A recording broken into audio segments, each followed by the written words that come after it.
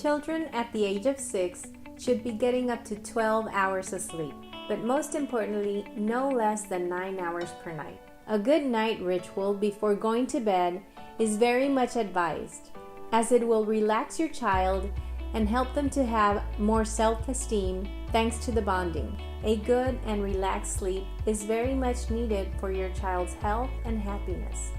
Lack of sleep causes your child to be fussy and violent, to throw tantrums and become overly emotional.